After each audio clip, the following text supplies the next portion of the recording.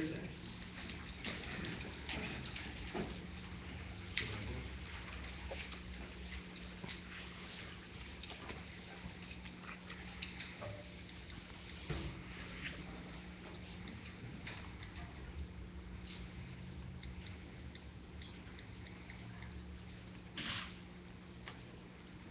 Hi, I'm Trick Brother, Public Affairs Officer with NASA's Human Exploration and Operations Mission Director.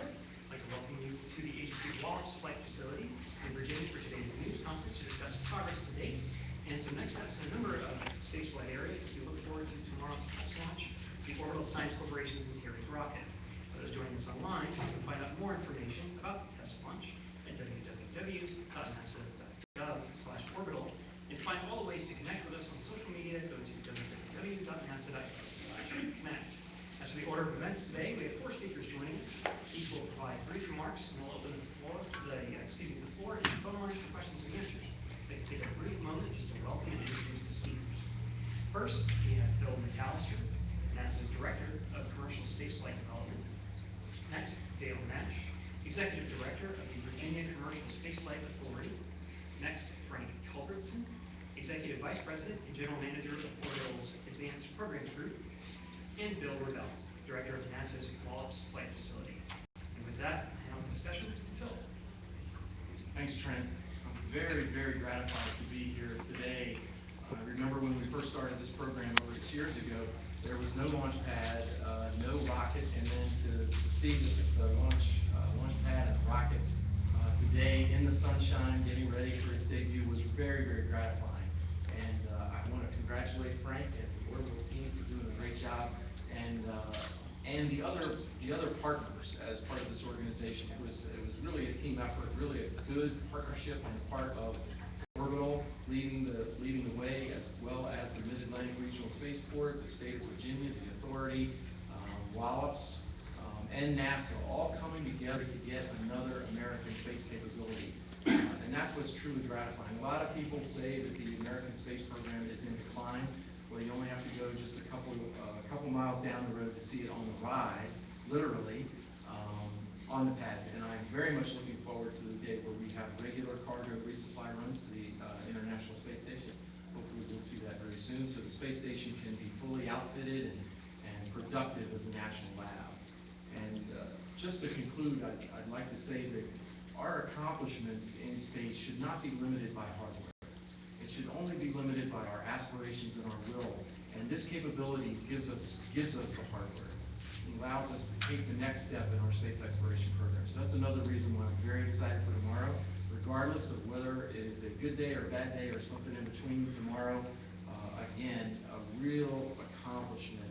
A lot of challenges that got worked through, but the commitment of the partners to work through that is real testament. So whatever happens, good job to get us to where we are today. Yeah. Okay, thanks, Phil. First of all, let's say we are very pleased as the state of Virginia and the Virginia Commercial Spaceflight Authority, the owner and builder of the Mars pads here, in particular Mars Pad 0A. We're pleased to be on the NASA Orbital team, and very fortunate to have been selected. We've gone through a long, challenging process. I had about 5 or 6 slides, but somehow we hope it's the only snafu we have that didn't make it onto it. But a good snapshot of the pad. Had groundbreaking in June of 2009. We really started to do construction in the spring of 2010. Hundreds of pylons put in. Built the pad up. It was taking pretty good shape by the fall of 2010. Most of the infrastructure was in. 2011, we had a pad. We were in the process from 2011 on through the end of 2011 through October of 2012 of putting all the subsystems in place, the liquid fuel farm, all the regulators, all the things that go with it, getting it tested out, hooked it up on October, or turned it over to Orbital on October 1st. Shortly thereafter, hooked up the test vehicle. We went through a lot of systems tests and checkout. Didn't always get them right the first time, but each time we went through it, we learned more, we got better and better at it. We rode out Hurricane Sandy, and we had a very successful hot fire on the 22nd. The pad came through looking remarkably well, far better than I had expected. We were able to turn that around quick. We've got the very beautiful Antares rocket out there, and we are ready to go. And very pleased with the partnership with NASA and Orbital, Wallops in particular. It's an excellent partnership that I think has reached its major milestone, and we only expect to see it grow well beyond that. Thank you. Frank? Thank you very much, Dale, and good afternoon to everybody. On behalf of Mr. David Thompson and the entire Orbital team, I'd like to thank you for welcoming us here to this big event today. I also am happy to see so many people out to watch this. This is a big event for the Eastern Shore, for Wallops, and for everybody in the surrounding area, but I think also for the country, as I'll explain in a moment. We've been working on this rocket for over 6 years, and it was originally conceived to be a medium lift rocket to replace others that were being retired. And then when the COTS program came along, it was a perfect fit.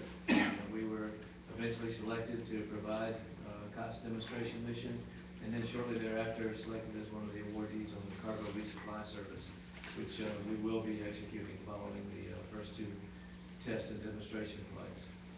That's a real honor for us as a company, and we understand how important that is to the country.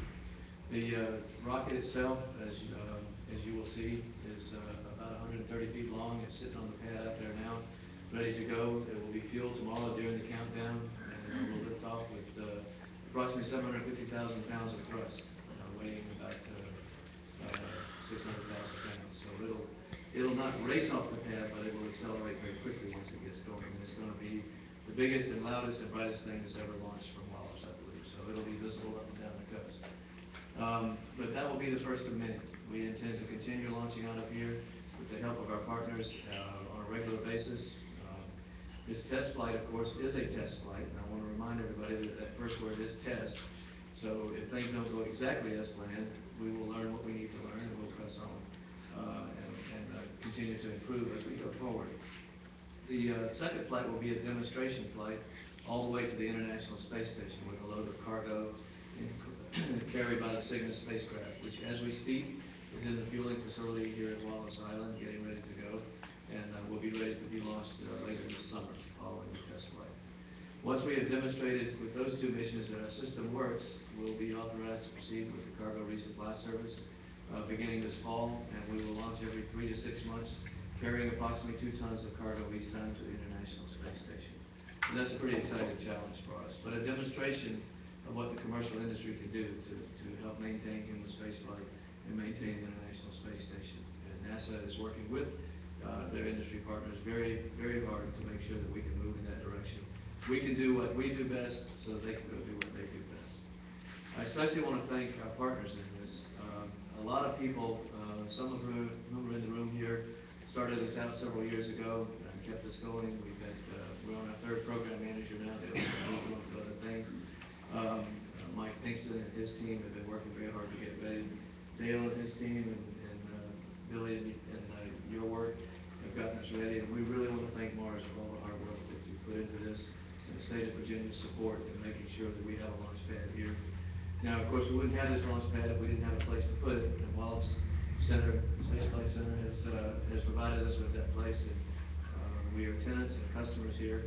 But it's a great partnership because they provide the range, they provide the integration facility, and the Wallops folks have worked very hard to make sure that not only are we safe, but we're also ready to go, and provided their own expertise in launching it. Thousands of rockets have been launched here from Wallops, and so this is just a bigger, better version of what they've been doing in the past, but it's the same people paying attention to the safety and to the range.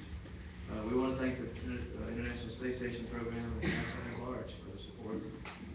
It's been, again, a great partnership, working through various problems, everything from funding to schedule to finding parts to help us get the pad ready from various NASA centers, including bringing people in from all over the agency to help us out when needed. So it's been a true team effort to try to achieve this commercialization of cargo carrying to the International Space Station. but also to broaden the capability of the United States as a spacefaring nation. And now we will have a new liquid rocket spaceport on the East Coast to carry not only cargo but other spacecraft into orbit. And that's a great expansion of our capabilities. And one of the things that we wanted to achieve by setting up shop here at launching from here. I've got a short video that when they're ready to show it, we can start rolling it. I'll narrate it and tell you a little bit about what you're seeing. If I can see it on here, I hope. And it'll give you a good illustration of what you're going to see tomorrow. This is computer generated, however, so it bears a little bit of resemblance to reality. I'm sure it's on its way. While it's coming, I'll keep talking. I've had to do this before too. So my It's tech- rolling right now. It's rolling. It's right. It's rolling? We Okay. can't see it. Oh, it is? How do I know what to say? Just talk. Just say it. Okay, well, we will launch off the pad and the engines will fire for approximately 4 minutes. And then we'll switch over to the second stage, a single solid booster that will carry us into orbit. The entire launch will take approximately 10 minutes, and we'll deliver the Cygnus simulator into orbit. On the demonstration flight, we'll actually carry the Cygnus spacecraft, and it will carry, as I said, on the first flight a little less than a ton of cargo, and on subsequent flights about 2 tons.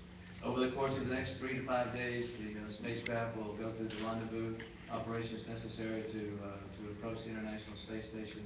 On the demo flight, we go through several exercises to prove that we are safe and we can abort if necessary, and that we can safely approach the station at low speed and control.